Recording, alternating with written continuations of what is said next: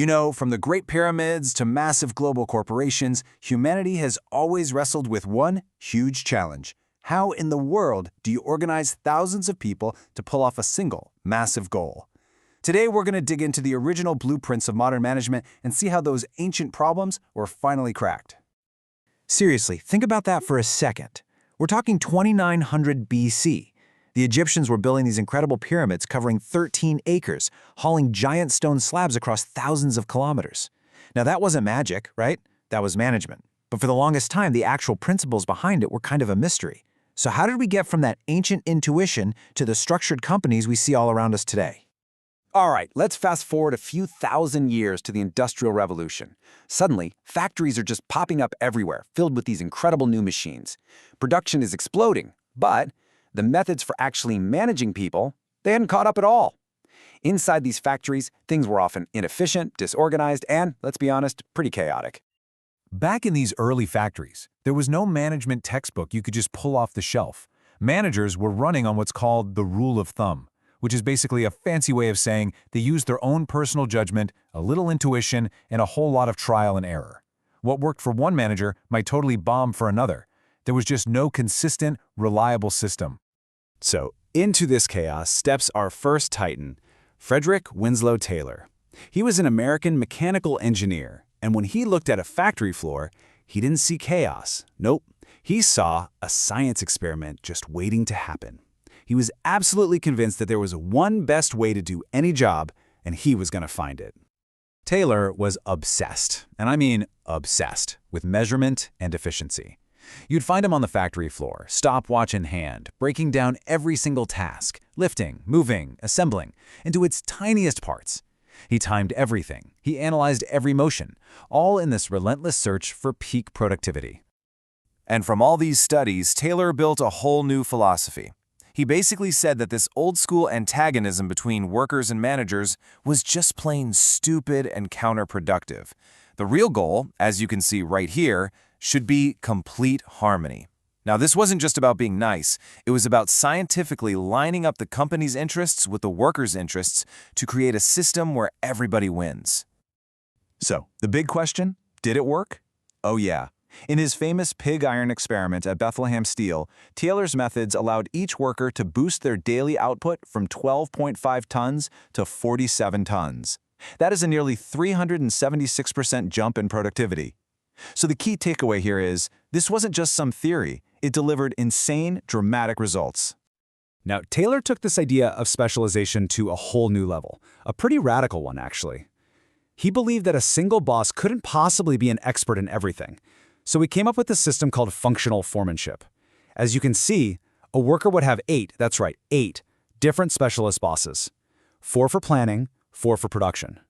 Each one was an expert, from the speed boss to the inspector. This completely split the thinking part of the job from the doing part.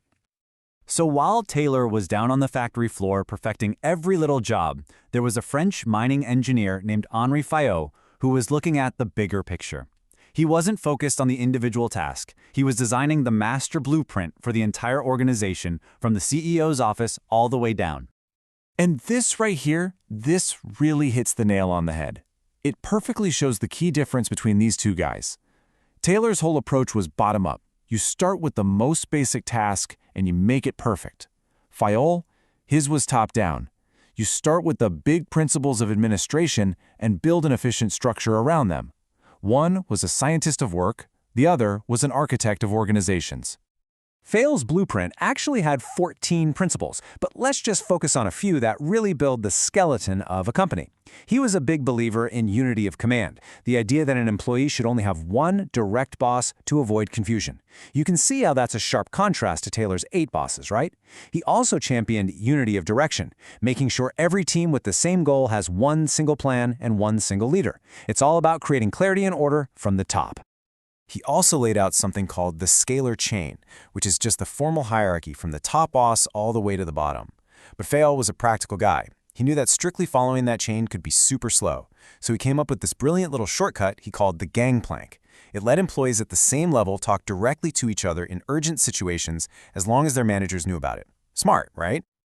But Fayol knew a strong structure was pretty useless without a healthy culture. He kind of saw the organization as a living thing, like the tree you see here. His other principles were all about nurturing it, encouraging people to take initiative, making sure everyone is treated fairly, and building a powerful team spirit he called Esprit de Corps. He just got it. A stable, motivated team is the true root of success. Okay, so these ideas are over a century old. You might be thinking they belong in a history book, but don't make that mistake. Their DNA is literally coded into the operating system of the modern business world. Let's take a look at how Taylor and Fayol's principles are still kicking today. Just look at the guiding principles from Toyota. When they talk about social development and working in harmony with the global community, that is pure Fayol. They're directly channeling his principles, like putting the general interest first and building a strong team spirit, that esprit de corps. It's Fayol's philosophy, just brought into the 21st century. Or think about Kiran Mazumdar-Shaw. She started the biotech giant BioCon in her garage. Now, how do you scale from a tiny startup to a global innovator? You need a system. You have to apply these core ideas: a clear direction, a smart division of work, and a culture that lets people take initiative. That is how a small idea, when it's powered by solid management, can grow into a global force. So, we've seen the theories, we've seen some modern examples, but how do these century-old ideas really hold up against today's super complex business challenges? Let's dig into that, with a couple of questions that are inspired by our source material. All right, here's our first challenge. We usually think of innovation as this creative, kind of chaotic thing, right? But these management principles seem so rigid and structured. So how can we explain the mind-blowing innovation at places like Toyota and BioCon? Is there really a link? The answer is a big yes, and understanding why is the most important part. See, these principles were never meant to be a rigid straitjacket. They're flexible guidelines. Their real power is in how they can be adapted.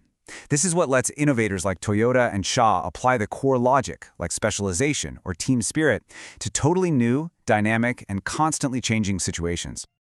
Okay, let's look at this from a different angle. You've got a public company that builds entire towns for its workers and a cooperative that empowers tens of thousands of women. This stuff goes way beyond just productivity. So what core management principle is driving these kinds of incredible social projects? It really comes down to fulfilling social responsibility. The meaning of a principle like Fayol's equity has grown over time. Today, it's not just about paying people fair wages. It's about a company's deep responsibility to its community and all its stakeholders. BHL and Lijat Papat prove that caring for people and society isn't some separate thing from business. It's a core management principle in action. So, at the end of the day, it's clear that the blueprints from Taylor and Fayol weren't meant to build 1,000 identical houses. What they really created was a powerful toolkit, a set of adaptable ideas about efficiency, structure, and people. The real question they leave for us is, now that you have the tools, what are you going to build?